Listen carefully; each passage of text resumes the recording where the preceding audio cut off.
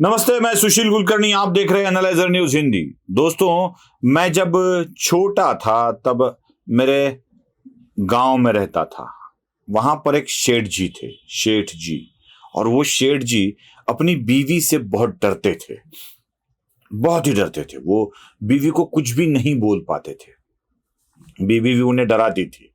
इतना खौफ था उनको बीवी का कि बीवी अगर कुछ बोले तो वो डरे डरे सहमे सहमे से घर में रहते थे। लेकिन जब भी बाहर अपने प्रतिष्ठान में आते थे तो बहुत ही बड़े रुबाब वाले सेठ हुआ करते थे वो। लेकिन जब उनको अपनी बीवी को गाली देना होता था या उसके ऊपर गुस्सा करना होता था तो उन्होंने एक बहुत अच्छी तरकीब निकाल ली थी। वो अपने खेत में काम करने वाले मजदूरों को घर में बुला लेते या दुकान में काम करने वाले लोगों को घर में बुला लेते। शाम के वक्त मामला कुछ ना कुछ तो निकल जाता था। बीवी को सामने रखकर वो नौकरों के साथ बात करते, तुम्हें अक्ल नहीं है, ठीक से काम नहीं कर सकते, तुम्हारी मालकिन क्या तुम्हें मूर्ख लगी, क्या वो नालायक है, क्या वो बेशर्म है, उनके काम सुनना तुम्हें अच्छा नहीं लगता, क्या उसको कोई अकल नहीं है ऐसा लगता है, क्या वो गई गुजरी है ऐसा लगता है, क्या वो फालतू है ऐसा लगता है। जितना हो सके गाली वो अपनी बीवी को देते थे, बोलते थे नौकरों को। मतलब सेठ जी के मन में विचार तो बीवी को ही गाली देने का होता था और उसी तरह से वो गाली देते रहते थे। मैं महाराष्ट्र की राजनीति को देख रहा था और तब मुझे पता चला कि राजनीति में भी ऐसा ही होता है जो अक्सर घर में होता है। मतलब बोलना किसी और को होता है और गाली किसी और को दी जाती है, लग जाती है, वो जिसको लगनी है उस वहां तक पहुंच जाती है। अब ये महाविकास आघाड़ी नाम का एक बहुत बड़ा अलायंस बन चुका है महाराष्ट्र में और यही विपक्ष की शक्ति बनकर उभरेगी और महाराष्ट्र की राजनीति में भारतीय जनता पार्टी को ध्वस्त कर देगी।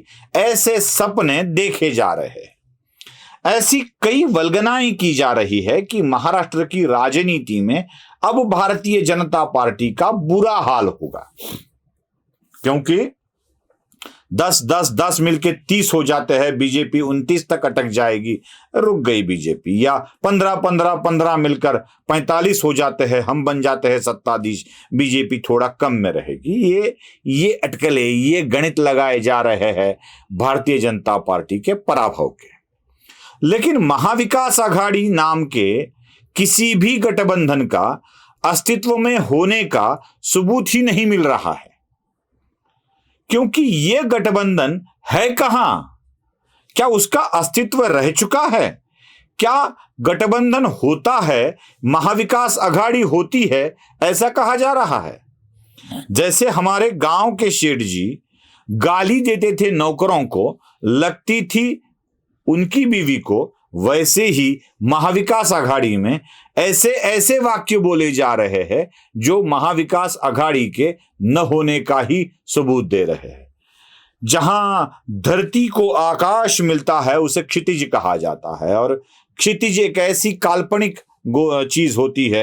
अगर क्षितिज तक पहुंचने का प्रयत्न हम करें और आगे आगे क्षितिज तक निकलने, जहां आकाश धरती से मिलता है वहां तक जाने की कोशिश करने लगे, जितना अंतर आप पार करोगे उतना ही क्षितिज आपसे दूर होता जाएगा। वो अंतर कभी मिटता नहीं है।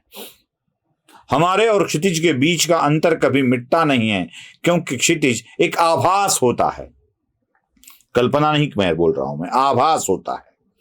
आकाश धरती से मिल रहा है, ये आभास होता है। उसका मिलन हम कभी देख नहीं सकते, क्योंकि वो आभास होता है, वस्तुस्थिति नहीं होती है। वैसे ही महाविकास आघाड़ी उस क्षितिज की तरह है जो केवल आभास के रूप में हमें दिख रही है। क्या उसका वास्तव में आना, चुनाव में टिक पाना पॉसिबल है, मुमकिन है? तो जवाब आता है नहीं है। बस मैं ये कहने के लिए कह रहा हूं, ऐसे नहीं है। मैं कुछ तथ्य भी आपके सामने रखना चाहता हूं। शरद पवार ने हाल ही में जो कुछ किया है उसके साथ साथ कुछ बातें भी शरद पवार ने बोली है। जरा आप उन बातों की तरफ गौर फरमाओगे तो आपको पता चलेगा। शरद पवार ने एक किताब लिखी है, लोक माझे सांगाती। किताब का नाम है लोक माझे सांगाती। और वो किताब का फिर से एक बार एडिशन, फिर से एक बार एडिशन के साथ एडिशन वो निकल रही है। उसमें शरद पवार ने 3 बातें बहुत ही इस तरह से बताई है कि वो महाविकास आघाड़ी को टिकने ही नहीं देना चाहते, ये समझ में आता है।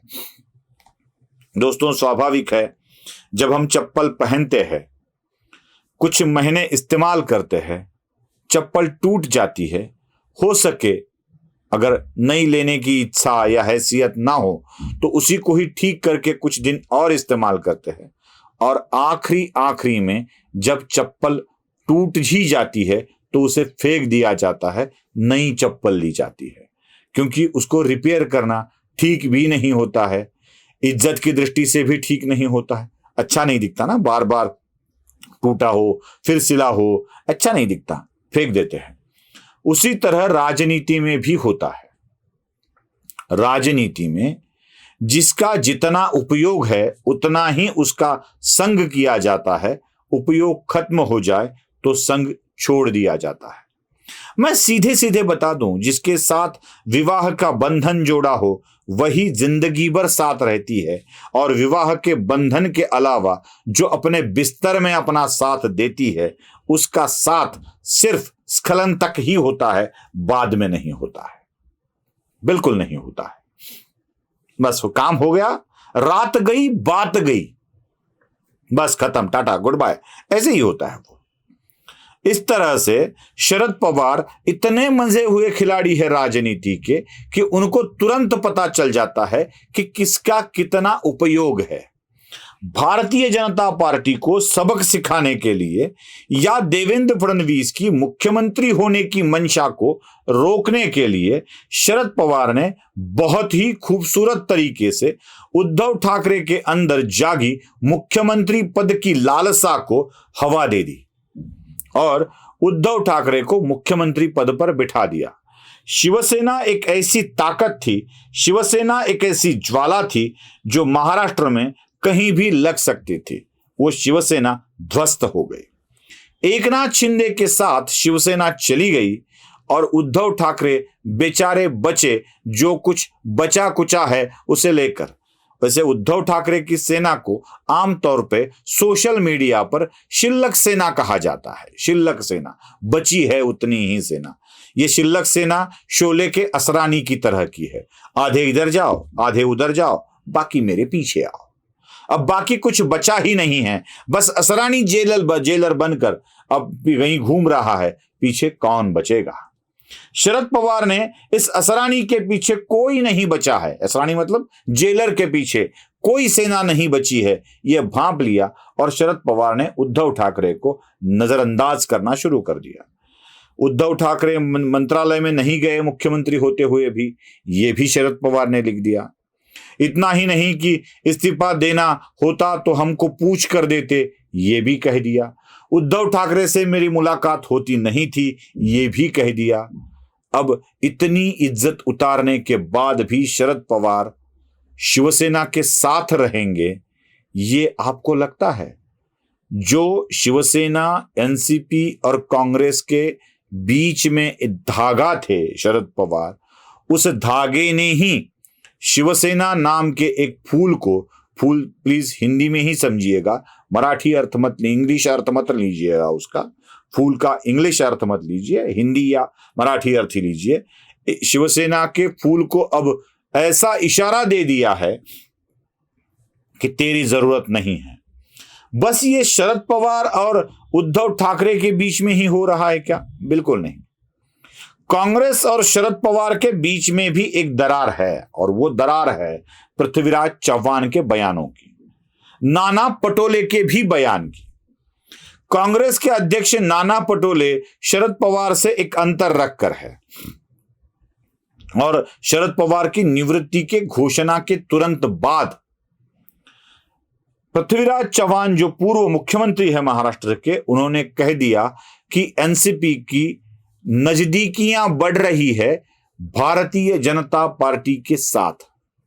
अब पृथ्वीराज चव्हाण का यह बयान, इधर शरद पवार का बयान और उधर उद्धव ठाकरे की ध्वस्त और पराभूत स्थिति, इनको देखकर क्या आपको लगता है कि महाराष्ट्र में महाविकास आघाड़ी की राजनीति आगे तक चल पाएगी? बिल्कुल नहीं चल पाएगी। यह उस क्षितिज की तरह है जो केवल आभासी है, वास्तव में नहीं है। आगे आगे देखिए, महाविकास आघाड़ी नाम का कोई भी शस्त्र आपको चलते दिखाई नहीं देगा। पसंद आया हो तो लाइक, शेयर और सब्सक्राइब जरूर कीजिए। धन्यवाद।